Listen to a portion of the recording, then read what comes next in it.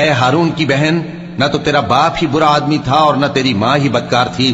تو مریم نے اس بچے کی طرف اشارہ کیا۔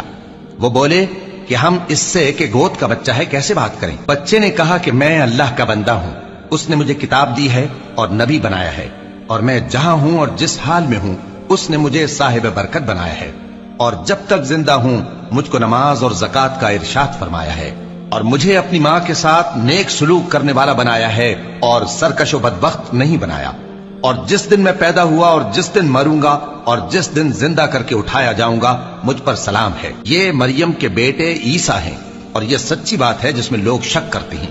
اللہ کو شایع نہیں کہ کسی کو بیٹا بنائے، وہ پاک ہے۔